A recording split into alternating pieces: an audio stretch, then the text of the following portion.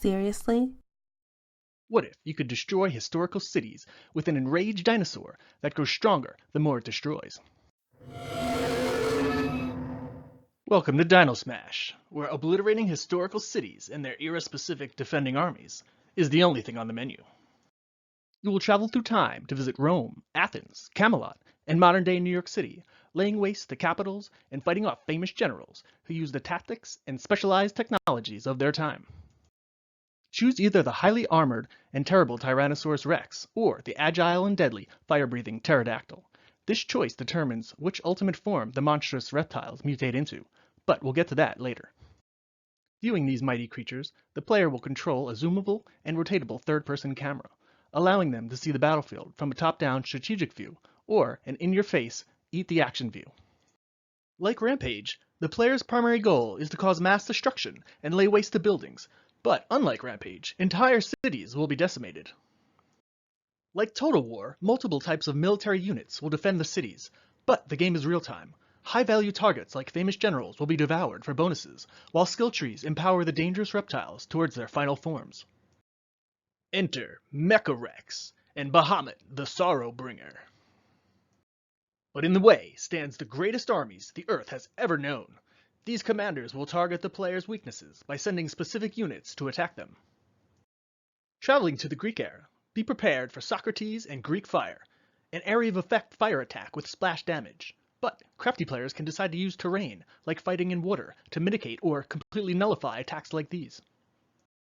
In the modern age, prepare for drone strikes from the skies that cause large AoE radiation zones to avoid, super soldiers to contend with, and general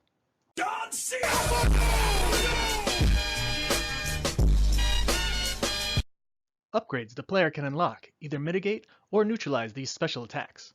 Mechanical upgrades like thermal plating will allow players to withstand the Greek fire, while mutations like radioactive will allow the player to absorb radiation to regain health. Let's get into the action from the player's perspective. Imagine yourself approaching a city, mouth dripping with fire, tail spikes ready to whip good. You approach the gates.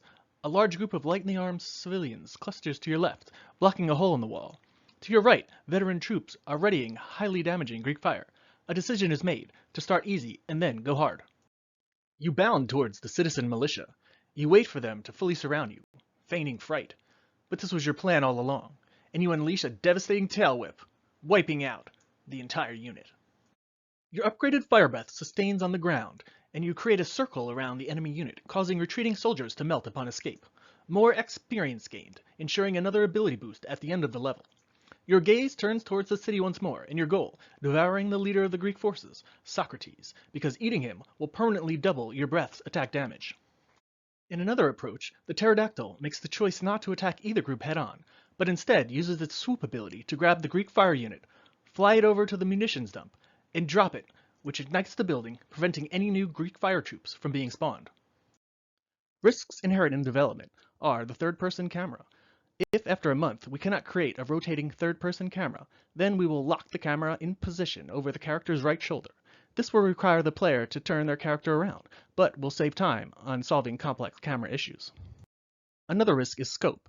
If skill tree for different starting characters doesn't function bug-free by alpha release, then we will add different base skills to each character and remove the upgrade paths.